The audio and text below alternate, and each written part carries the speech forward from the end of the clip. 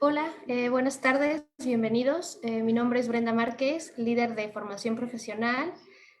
Muchas gracias por conectarse a este webinar, al cual nombramos Tómate un café con nuestra experta en Product Owner, Jennifer Mata.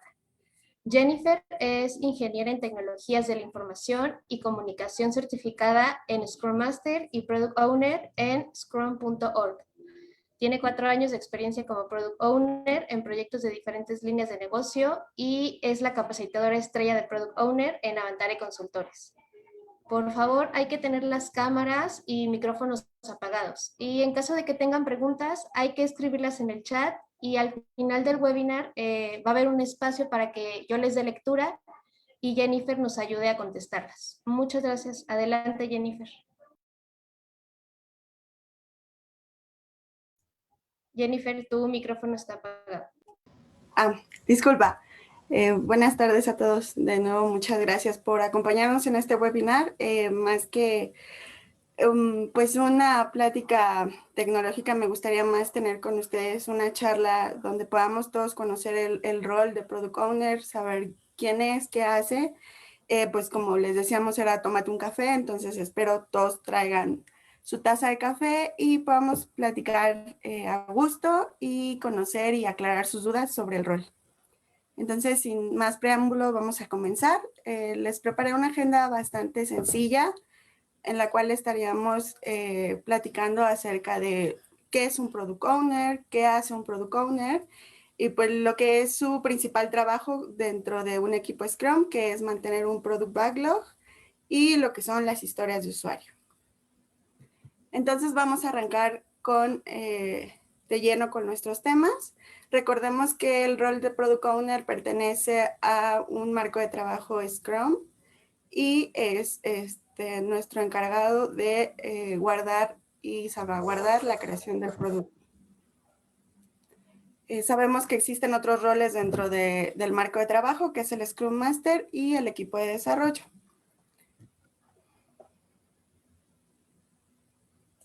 Ok, bueno, pues, ¿qué es un Product Owner? Un Product Owner en general es la persona responsable de asegurar que el equipo de trabajo aporte valor al negocio, representa a las partes interesadas externas e internas, por lo que debe comprender y apoyar las necesidades de todos los usuarios del negocio, así como también las necesidades y el funcionamiento del equipo de Scrum. Sus dos principales y más importantes responsabilidades son tener una visión de lo que se va a construir y transmitir esta misma visión al equipo de desarrollo. El Product Owner es usualmente un usuario principal del sistema o puede ser un representante de marketing o un gestor de productos. Es alguien que tenga el conocimiento de los usuarios, la competencia, las tendencias en el mercado y todo aquello relacionado con el producto que se va a desarrollar. Y bueno, esto varía entre cada equipo. Cada quien puede decidir quién es como el mejor preparado para poder fungir como Product Owner y esto dependerá si van a desarrollar un software comercial o va a ser un software de uso interno o algún hardware, otro tipo de producto. Recordemos que el marco de trabajo Scrum se ajusta a cualquier forma de trabajo y a cualquier desarrollo. La clave es que esta persona pues conozca realmente toda la visión de lo que se quiere construir como un producto. Y bueno, lo que muchos hemos escuchado es que el Product Owner se le define principalmente como el guardián del producto.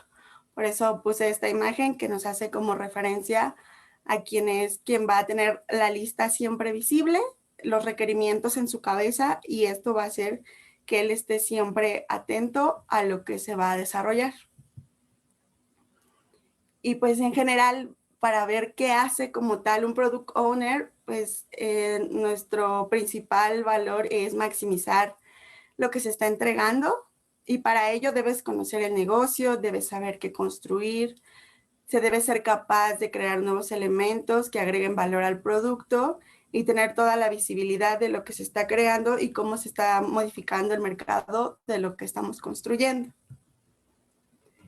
También nuestra principal labor como Product Owners es estar al pendiente y seguros de que hay un backlog con el cual nuestro equipo de trabajo podría estar realizando las actividades.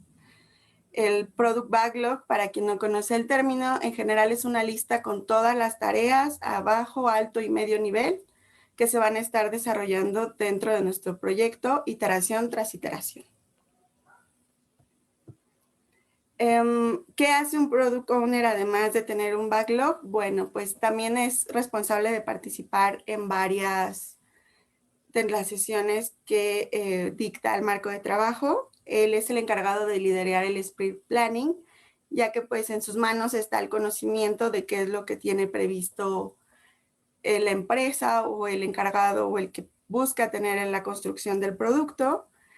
Y también es el encargado de liderar el sprint review, ya que él es el que conoce qué trabajo pudo concluir el equipo, qué no se pudo concluir, qué problemas se tuvieron, en qué instancias están desplegadas, en qué ambientes, cómo se encuentra actualmente el sprint que se cerró y poder dar esta claridad a el negocio.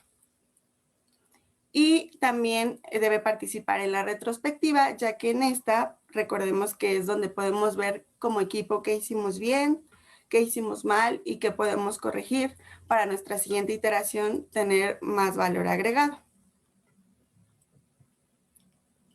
Dentro de las cosas que también tiene que hacer el Product Owner es ayudar a definir un Sprint Goal junto con el equipo.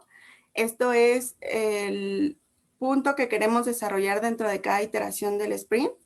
Entonces tenemos que trabajar en conjunto con el equipo con base a sus estimaciones, a la prioridad que tengamos y a lo que dicta el backlog para poder colaborar con el equipo de desarrollo y así tener todos la misma claridad e idea del product backlog.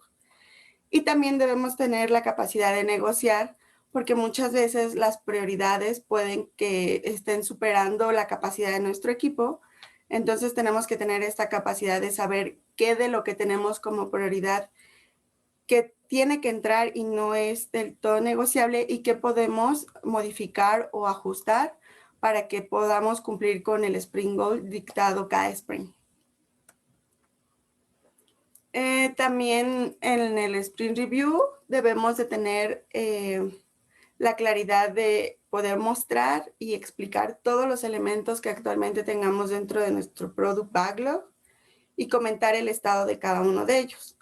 También podemos solicitar el feedback relacionado con el estado del mercado y así conocer y actualizar si lo que tenemos dentro de nuestra lista de prioridades está aún vigente o todavía adecuado para el producto que estamos construyendo. Y además debemos de conocer el negocio, tener la capacidad de decidir y estar dispuestos siempre para el equipo y para el negocio, saber cómo funciona el desarrollo de software y sobre todo ser un buen comunicador. Es la principal característica de un buen product owner, ya que necesitamos a alguien que tenga esa capacidad de poder decir lo que entendió del negocio, lo que el negocio está solicitando, poderlo traducir al equipo, que el equipo lo entienda y entonces al final del sprint poder tener el entregable que estaban necesitando para ese momento de desarrollo. Y bueno, creo que escuchamos dentro de todas nuestras responsabilidades como product owners, la palabra backlog es, como les mencionaba, la lista de todos los requerimientos que vamos a tener a lo largo de todo el proyecto. Esta es una lista que está abierta a cambio en cualquier momento. Y si bien, como lo vemos en la imagen, todos lo podemos alimentar, todos lo podemos construir, pero al final el product owner es quien se especializa en tenerlo ordenado y claro para todo el equipo y para el negocio. Entonces, dentro de un backlog puede existir bugs, capacitaciones para que el equipo conozca las tecnologías que necesitamos ocupar, cursos, refactors de código, ajustes, historias de usuario y tareas específicas para poder cumplir con lo que nos están solicitando. como les comentaba, a veces lo van a encontrar como Product Backlog o como pila del producto. Realmente consiste en una lista de todos los requerimientos iniciales del producto que se va a desarrollar. Es una lista dinámica y que va evolucionando a medida que el producto se va construyendo y que el entorno del proyecto va cambiando. La finalidad de crear un backlog completo desde el inicio del proyecto es identificar las necesidades y ver de qué forma podemos ir creando el desarrollo, entregando valor iteración tras iteración. El Product Backlog y los elementos que lo integran deben tener las siguientes características. Los ítems del backlog deben agregar siempre valor al cliente o al producto. Y cuanto mayor sea su prioridad, más arriba deben de estar dentro de la fila de prioridades. Los de más abajo normalmente suelen tener menos detalle, puede ser solo el título de una historia de usuario o una épica que incluya muchos módulos o mucha funcionalidad, pues ya que estos se van refinando iteración tras iteración y normalmente vamos tomando los que siguen en prioridad y así vamos haciéndolo más pequeño para que esto pueda ser atendido en el momento que esté su prioridad. Y como les comentaba, el Product Backlog es un documento vivo, siempre está sujeto a cambios y pueden entrar y salir trabajo en cualquier momento, ¿no? No es un contrato, no está cerrado, no es un formato. Siempre estamos abiertos a poder cambiar, a poder agregar o eliminar funcionalidad de nuestro producto, si es que el mercado, el negocio o la necesidad del cliente nos lo solicitan en ese momento. Aquí es como un gráfico de cómo deberíamos estar viendo un Product Backlog. Como les comentaba, siempre lo que tiene más prioridad está arriba, lo que tiene menos prioridad está hacia abajo. Y si vemos las líneas, también nos reflejan como el nivel de detalle que tiene cada una de ellas. Los primeros 4 ítems podemos ver que son de un color más oscuro y están más delgados. Lo que quiere decir es que están más refinados, más digeridos y más entendidos por el equipo porque probablemente sean todos los que se tomen en esa iteración. Estos normalmente siempre tienen que ir con una estimación o un tamaño. Lo podemos estimar desde tallas de playera, horas de trabajo, complejidad, tamaño, tiempo, dependerá de la madurez, la forma de trabajo y la organización que tengamos en el equipo, el tamaño que le agreguemos a cada una de ellas. Las siguientes 4 dentro del Product Backlog vemos que son un poquito más oscuras, pero no tanto como las primeras, y la línea es un poco más gruesa. Lo que quiere decir es que ya tal vez ya tengamos alguna visibilidad o conocimiento de lo que se tenga que hacer, pero no hemos llegado al punto de platicarlo con el equipo, de poder bajar y hacer como un grooming y saber exactamente qué es lo que se necesita para poder generar ese requerimiento. Y así vamos hacia abajo. Las que siguen están un poco más tenues y más gruesas. Lo que quiere decir es que pueden ser épicas, pueden ser módulos, pueden ser requerimientos a muy alto nivel que no hemos platicado, que solamente salió como en nuestro primer boceto del proyecto y que no tenemos todavía la idea concreta de qué es lo que se espera. Y pues al final las últimas que están muy tenues y muy gruesas, pues son requerimientos que no tenemos nada definido. Normalmente pueden ser cosas que en algún momento puedan salir del backlog, ya por la complejidad o por el conocimiento de o porque simplemente no tienen la misma prioridad, no se tienen definidos a tan alto nivel. En un Product Backlog, como les comentaba, pueden estar cualquier tipo de ítems que necesitemos para poder crear nuestro producto. Pueden ser historias de usuario, pueden ser defectos, refactors de código o adquisición de nuevos conocimientos. Es importante siempre reflejar esto dentro de nuestro Product Backlog, ya que al final esto se traduce en el tiempo que vamos a tardar en desarrollar nuestro producto. Entonces, todo aquello que nos haga tomar tiempo del sprint, debemos tenerlo reflejado para que podamos dar la claridad tanto al equipo como al cliente de qué es en lo que se está utilizando el tiempo de desarrollo dentro del sprint y todos sepamos en qué fue que se gastó el número de puntos o el número de horas asignados en la iteración. Bueno, como les comentaba, las historias de usuario forman parte muy importante de nuestro Product Backlog. Normalmente en una historia de usuario ágil está escrita en una tarjeta. Se recomienda que cuando estamos presencial sea en un lugar visible para todos y que todos podamos tener como el acceso a ella. Para saber que una buena historia es una buena historia de usuario lo que estamos entregando, normalmente tenemos que cumplir con las 3 Cs que nos dan calidad en una historia de usuario, que es la parte del card o la tarjeta donde vamos a plasmar esta historia de usuario, el conversation, que es la parte de la conversación, que es lo más importante dentro de nuestra planeación, poder leer la historia de usuario con nuestro equipo y nuestro equipo nos pueda dar esa retroalimentación de lo que estamos tratando de transmitirles y saber que todos tenemos la misma idea acerca de esta historia, y la confirmación de esta, que es la parte donde todos vamos a checar qué criterios de aceptación vamos a estar validando en cada una de las historias para saber que estas pueden ser marcadas como terminadas. Esto se utiliza con una dinámica que se llama Definition of Done, que es la que nos dice qué puntos vamos a estar validando en cada historia de usuario para considerarla terminada. Normalmente una estructura de historia de usuario es muy simple y muy corta. Normalmente está pensada en un lenguaje común donde todo el mundo pueda leer y entender qué es lo que vamos a estar desarrollando. Debe ser una perspectiva de una nueva funcionalidad y generalmente está enfocada a un usuario, a un cliente o a alguien que va a operar el sistema. Tiene su estructura, se debe de contestar 3 oraciones o 3 afirmaciones, que es el cómo, que refleja el rol, la persona, el usuario que va a estar haciendo la acción dentro de nuestra aplicación. El quiero, que es normalmente el requerimiento que nos dice qué acción va a estar realizando y cuál es lo que espera que pase. Y el para es normalmente la justificación del por qué estamos pensando meter esta funcionalidad.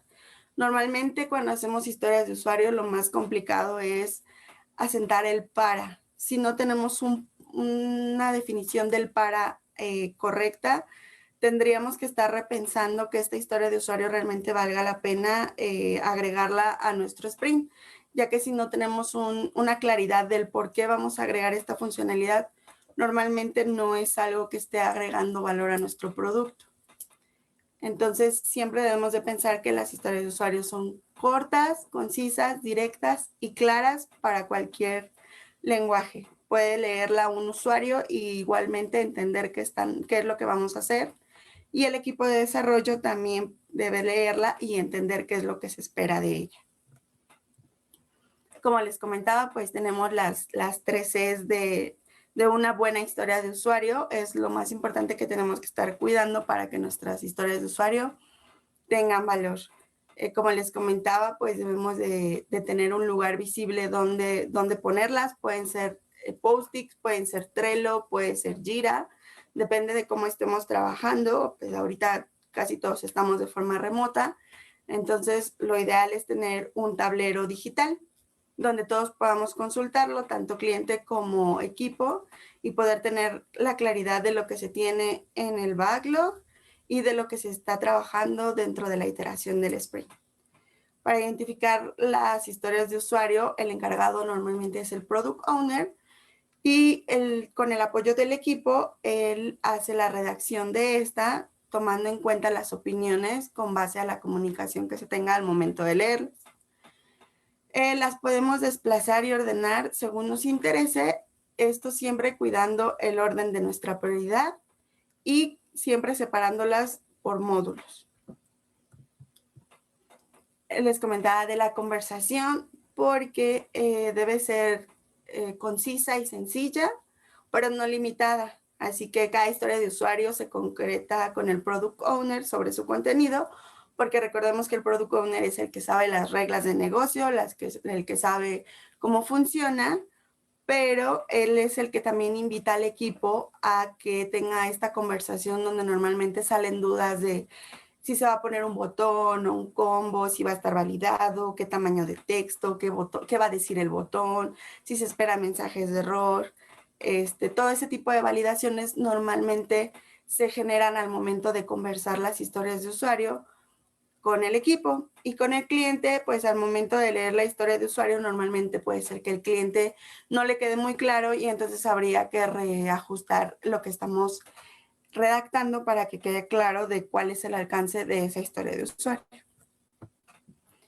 Y la parte de la confirmación es la parte normalmente oculta de las historias de usuario, ya que es donde se concreta exactamente cuál es el comportamiento esperado de del sistema o de la funcionalidad o del módulo que vamos a estar atacando en esa historia de usuario.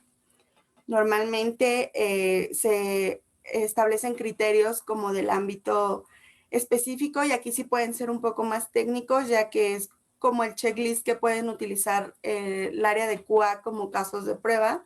Aquí vamos a ver ejemplos como cuando no haya un dato, qué mensaje le vamos a mostrar al usuario, o si va a cambiar la interfaz, o si va a ser de algún color, o si el sistema al momento de hacer una búsqueda se queda colgado por más de 30 segundos, si se le va a mandar un mensaje y se le va a pedir que vuelva a intentar.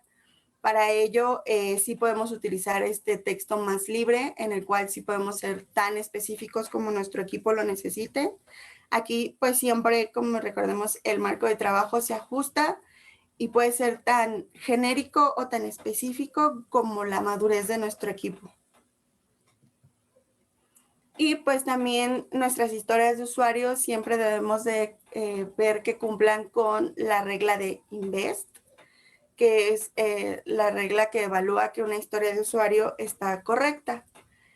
Recordemos que siempre cada historia de usuario debe ser independiente entre sí. Lo que nos dice es que cada una de ellas deben de poder separarse y no debe tener dependencia con otra historia de usuario para poderse dar como finalizada.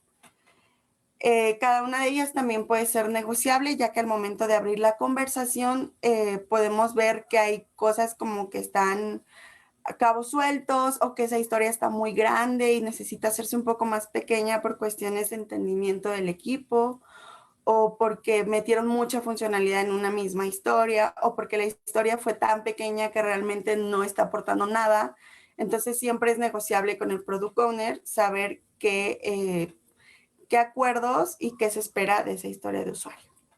La parte del valor es cuidar que todas las historias de usuario que vayamos a desarrollar estén aportando valor al producto.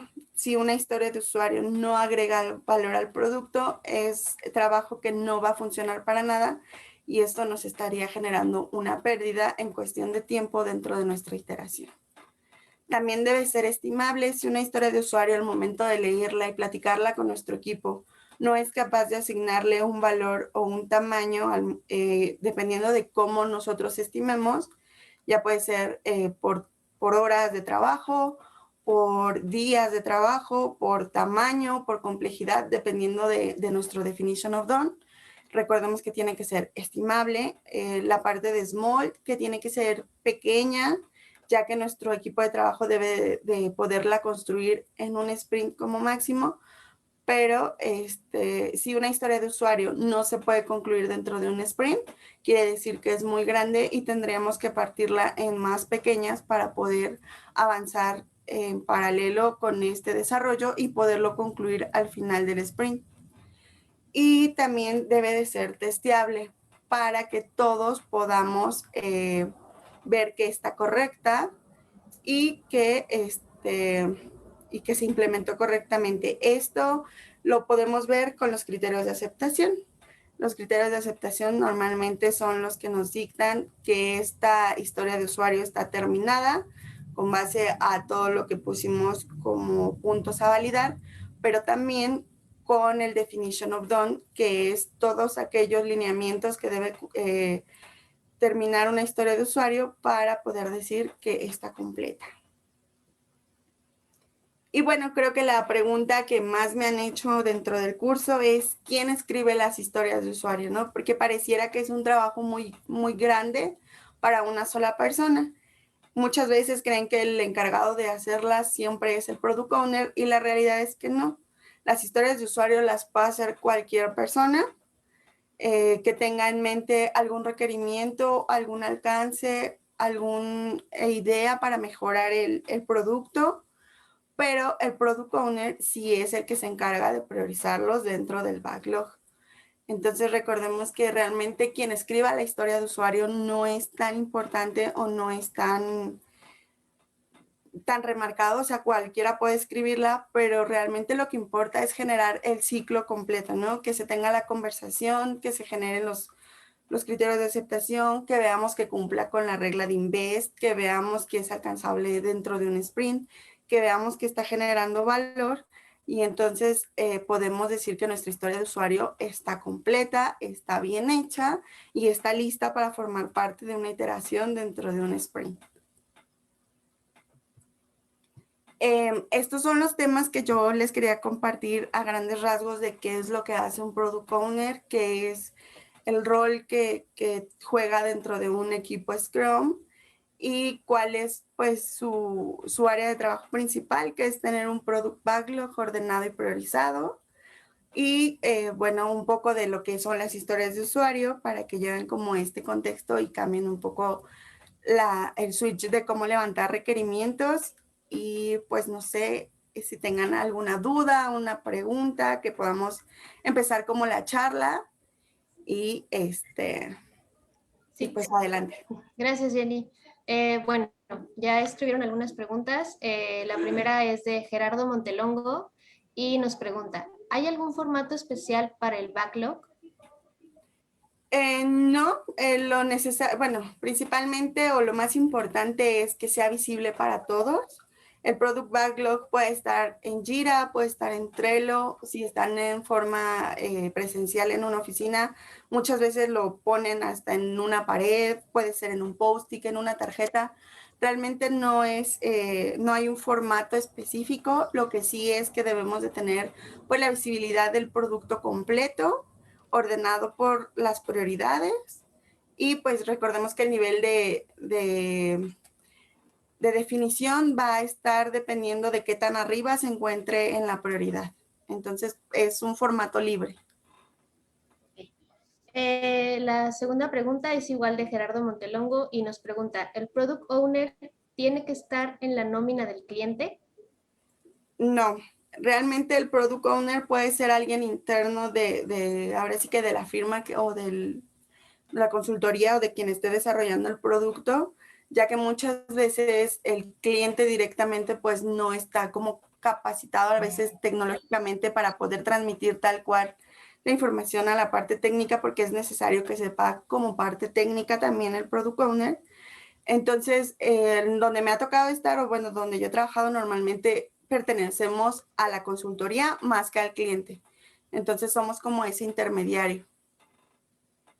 Ok, pasamos a la siguiente, que es de Nora Valdés y Gerardo Montelongo, que es refactoring. Es, por ejemplo, si nos pasaron dentro del proyecto, a lo mejor un proyecto ya estaba hecho, un producto ya estaba hecho, y entonces hay que hacer algunas adecuaciones que no generen un nuevo módulo o una nueva funcionalidad. Puede ser algo que nos haga que las peticiones de envío de información sean más rápidas o que la información se almacene en caché en lugar de estar yendo y viniendo al servidor. Toda esta funcionalidad que pareciera que no está generando algo nuevo, pero sí está automatizando alguna funcionalidad, se le conoce como refacto. Ok. Siguiente, Elizabeth Hernández. ¿El Product Owner es lo mismo que un gerente? No, normalmente en un marco de trabajo ágil con Scrum no existe como la parte de la jerarquía. El Product Owner es un miembro más del equipo. Si pareciera que tiene un poco más como de autoridad y gerencia en las decisiones, es un integrante más del equipo y no tiene tal cual como poder sobre el equipo. El equipo es autoorganizado y lo único que está haciendo es cumplir con los requerimientos del Product Owner, pero no es un gerente. Ok, la que sigue es de Cris Cuadrilla y nos pregunta, dentro de la estructura organizacional, ¿en dónde debe estar el Product Owner? Bueno, como les comentaba en la anterior pregunta, dentro de un equipo ágil Scrum, pues no hay una estructura, no hay una jerarquía y no estamos como en un diagrama. Todos pertenecemos al equipo de desarrollo como tal del producto. Solamente somos como la parte de que tiene el conocimiento del negocio y del producto y además de cómo trabaja el equipo para poder generar este producto.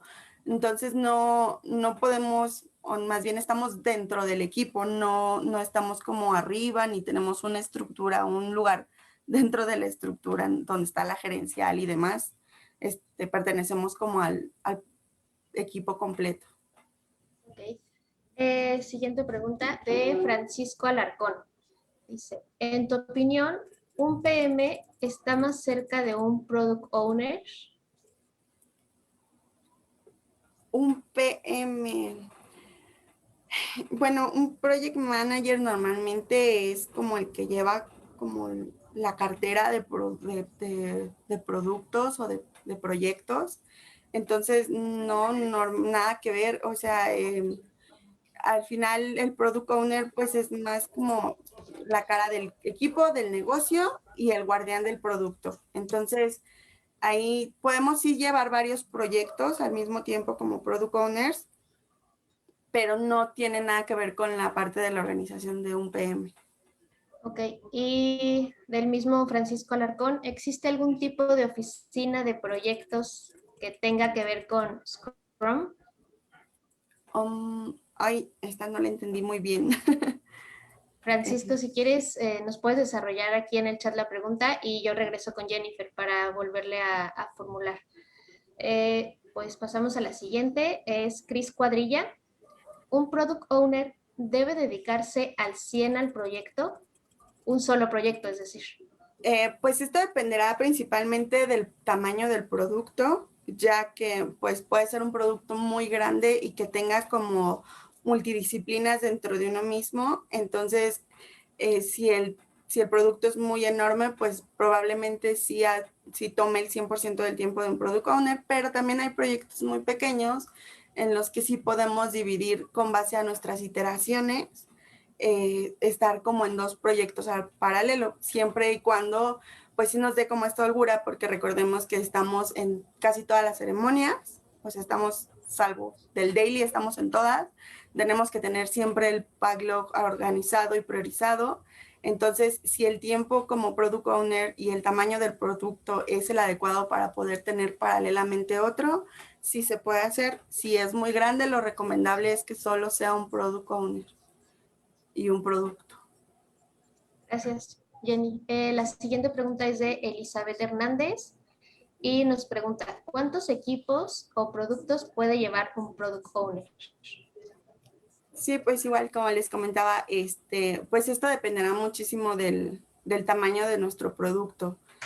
Muchas veces, o a mí me ha tocado que hasta en un mismo producto hemos estado varios product owners, varios equipos de Scrum trabajando en un mismo producto. Entonces sí depende completamente del tamaño del producto que vayamos a desarrollar. Ok, gracias. La que sigue es de Marcela Narváez y nos pregunta, ¿qué diferencia tiene con un... No, a ver, para la parte del conversation, ¿qué diferencia tiene con un caso de uso? Ok, un caso de uso, bueno, en entrada normalmente el caso de uso no lleva la estructura o la misma estructura que una historia de usuario. Aquí pues es donde sí va un poco más de la mano porque es donde definimos exactamente qué es lo que esperamos que haga el sistema, pero recordemos que el tecnicismo y la forma en la que se redacta es diferente y aquí normalmente no hacemos diagramas, nos basamos más como en mocks de vistas o en cuestiones menos complejas que un caso de uso. Y además que un caso de uso puede ser una o muchas historias de usuario. Entonces, aquí dependerá de cómo trabajen los casos de uso. Entonces, una historia de usuario pues es pequeña, es cero compleja y es muy concreta y está redactada de otra forma a un caso de uso. Entonces, sí, sí son diferentes. La que sigue es de León Rosario y nos dice, ¿se debe realizar algún documento en caso de que se realice algún cambio en las prioridades del backlog? Pues realmente no, o sea, es la actualización del backlog. Por eso es importante que cada sprint planning, todos volvamos a leer el backlog y lo volvamos a conocer y volvamos a ver cuál es el estado de este y que todos conozcamos los cambios que se hicieron. Normalmente los cambios van a partir de la siguiente iteración. Lo que se pide dentro del marco de trabajo es que no se modifique el sprint actual y siempre sea como al siguiente sprint para poder tener como no quitar el foco al equipo de desarrollo y que la siguiente sea la que volvamos a platicar y a definir todos. Okay. La que sigue es de Elizabeth Hernández y nos pregunta, ¿cómo se considera que una historia de usuario está terminada? Ok, hay varios pasos por los que debe transcurrir una historia de usuario. Como les comentaba, primero es que cumpla con todos los criterios de aceptación.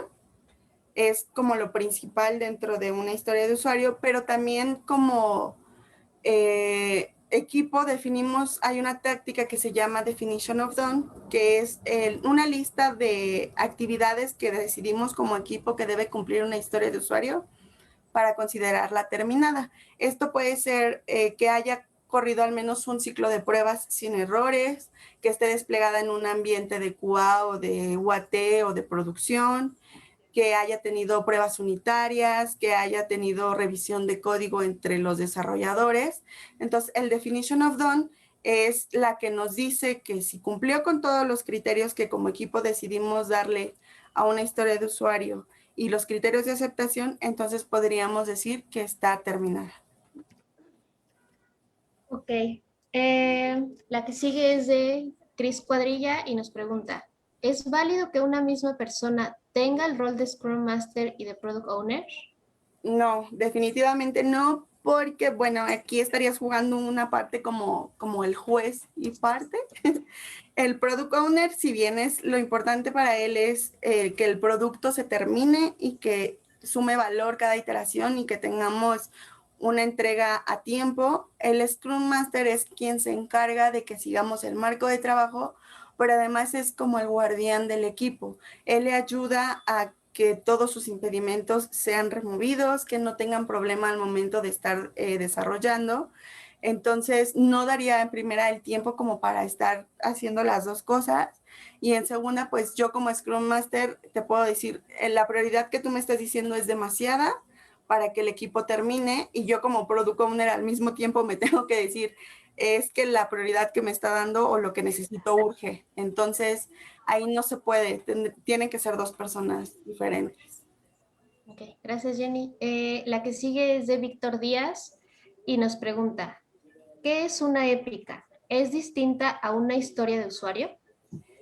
Sí, es una épica, es una historia muy grande, normalmente se separa o puede ser denominada como un módulo completo.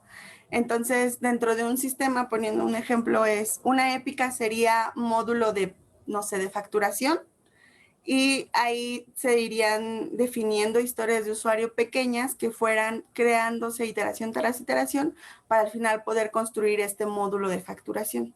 Entonces una épica vendría siendo como una historia global y las historias de usuario serían todos esos pedacitos que necesitamos construir para que al final tengamos esa épica completa. La que sigue es de Elizabeth Hernández y nos pregunta, ¿quién escribe las historias de usuario? Bueno, pues las historias de usuario realmente las puede escribir cualquier persona del equipo. La idea es que justo todos sean colaboradores del backlog y todos puedan tener la posibilidad de escribirlas. Ahí lo único es que pues el Product Owner sí es el único que puede decir qué prioridad tiene y en qué momento se va a atacar, pero realmente las puede escribir cualquier persona del equipo. La que sigue es de Abel González y nos pregunta, ¿qué diferencia hay entre el definition of done y definition of ready? Ok, un definition of done es nuestra lista de actividades que debe cumplir una historia de usuario para considerarla terminada. Un definition of ready es todo aquello que necesitamos como equipo para poder iniciar una historia de usuario. En este caso, por ejemplo, un definition of done sería que ya esté desplegada, que el product owner haya dado visto bueno, que haya tenido un ciclo de pruebas y que tenga pruebas unitarias. Y un definition of ready como equipo podría ser que esté estimada, que tenga criterios de aceptación, que tengamos, no sé, el mock-up o el prototipo para saber cómo se va a ver, que ya esté aprobada por el cliente. Son las dos diferencias. Una es hacia qué es lo que necesitamos para poderla hacer y la otra es qué necesitamos cumplir para que esté terminada. Ok. La que sigue es de Elizabeth Hernández y nos pregunta, ¿cómo se limita el alcance de una historia de usuario? Ok, el alcance de una historia de usuario lo delimita principalmente el cómo, que es el resultado esperado dentro de esa historia de usuario, y los criterios de aceptación. En ellos son la lista de actividades que debe cumplir o pasos que debe cumplir esta historia de usuario para poderla dar como buena. Y normalmente pues son todas estas especificaciones que debe cumplir y esto es lo que nos da como el alcance de esa historia de usuario. Ok, bueno, creo que ya no tengo más preguntas. A ver, dice Elizabeth Hernández, ¿cuánto debe durar un sprint? Ok, un sprint aproximadamente debería estar durando máximo 4 semanas, esto por cuestiones de foco y de alcance y de poder entregar valor continuamente. Entonces se recomienda que sea hasta 4 semanas. Y pues esto dependiendo del tamaño del producto puede ser menos. Entonces eso es adecuado, se adecua dependiendo de cada proyecto y cada equipo es el que decide cuánto va a durar su sprint. Entonces es máximo 4 semanas, pero puede ser menos. Ok, Elizabeth nos pregunta, ¿quién decide cuán- no, cuánto se puede trabajar en un sprint?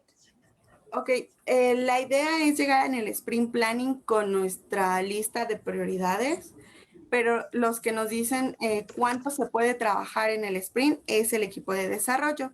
Esto porque pues ellos conocen su capacidad con base a lo que conocen de las historias de usuario que les estamos presentando y por eso el Product Owner siempre tiene que estar abierto a la negociación. Debe de saber que a lo mejor la prioridad que está llevando es demasiada para el alcance del equipo. Normalmente ya tenemos una métrica que sabemos que nuestro equipo puede trabajar 10 historias de usuario y si al planning llego con 15, obviamente me van a regresar 5. Entonces, más o menos como equipo tenemos que conocer nuestra capacidad de desarrollo y con eso también poder decidir hasta dónde podemos llegar cada sprint. Okay. La que sigue es de Miguel García y nos comenta, me da la impresión que en el mercado laboral hay más demanda de Scrum Master que Product Owner. ¿A qué crees que se deba? Bueno, normalmente hacen como, o me ha tocado ver en muchos lados que justo lo que me preguntaban arriba, ¿no? Que si el Product Owner y el Scrum Master pueden ser la misma persona.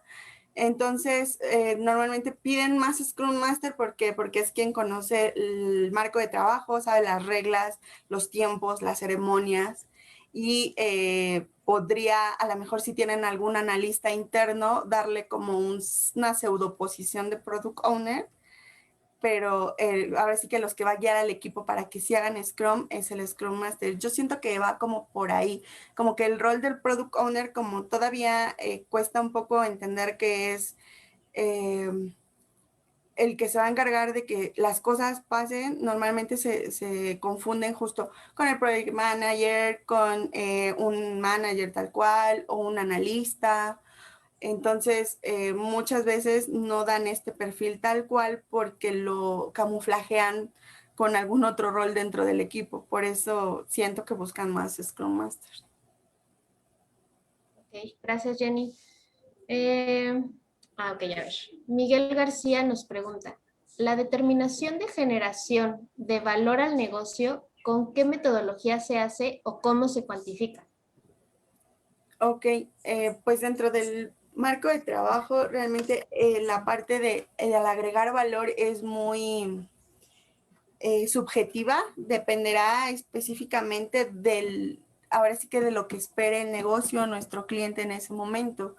Para saber que nuestro producto está agregando valor, principalmente sabemos que está cubriendo una necesidad.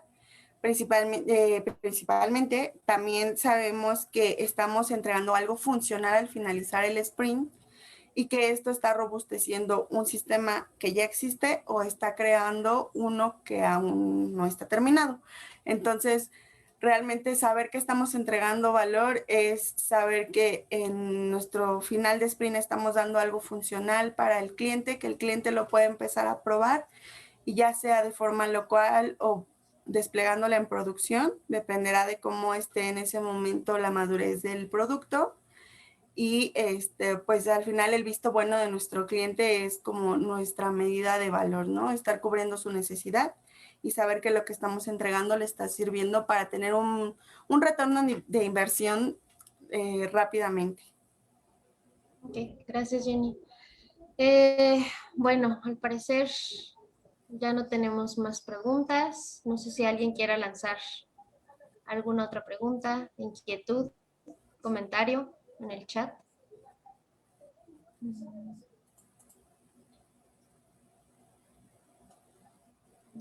No, al parecer ya terminamos con preguntas, dudas y comentarios.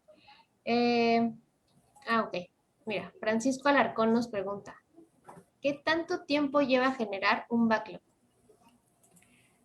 Bueno, también este es un poco subjetivo, ya que pues depende prácticamente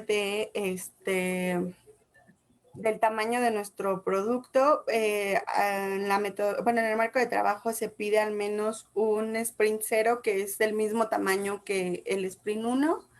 Y en este pues hay varias técnicas que se utilizan para poder definir un backlog. Está, por ejemplo, el User Story Mapping, está como nuestro roadmap, que es donde vamos a ir bajando más o menos cuántos módulos, cuántas épicas, cuánto tenemos por desarrollar, y ahí más o menos se va creando el backlog. Pero recordemos que el backlog pues realmente nunca está completo, nunca está terminado, porque cambia cada iteración y cada que el cliente o el mercado no lo exija mientras esté creando el producto. Entonces se crea un boceto general y se va puliendo iteración tras iteración. Okay. Otra pregunta, esta es de Edgar Sánchez y nos dice, siendo ágil, ¿cuánto tiempo puede durar un proyecto? Un proyecto completo, híjole, es que también, es que todo depende del tamaño del producto siempre, pero lo que sí se hace normalmente es que se hacen release. Esta otra forma de trabajar es juntar un número, eh, un número de sprints y generar algo que se le llama mínimo producto viable, que normalmente son 4 sprints y se genera un mínimo producto de valor que el cliente ya podría empezar a operar. Entonces, puede ser que un proyecto dure, no sé, con una visibilidad de un backlog, para eso también sirve el backlog. Vemos que tal vez no sé, en 4 releases podemos tener un producto completo, si es que no se mueve con la versión que tenemos en ese momento. Y entonces podríamos decir que nuestro producto tardará, no sé, 16 meses, por ejemplo, pero esto siempre es cambiante y está adecuándose. Entonces puede ser que si en algún momento algún módulo que teníamos pensado al principio ya no aplica, se recorre el tiempo y puede ser más corto, o al final el mercado cambió y se tiene que cambiar algún requerimiento y es más grande, pues se alarga el tiempo. Entonces realmente esto depende de cuánto se le quiera invertir al producto y qué tan robusto quieren que sea.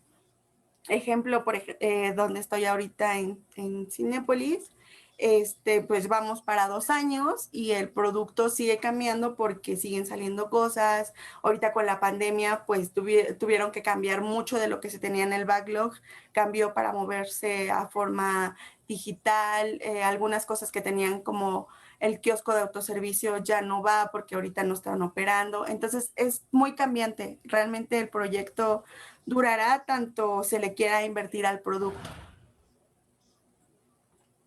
Ok, gracias Jenny. Bueno, ¿alguien más quisiera hacerle alguna pregunta, comentario a Jenny?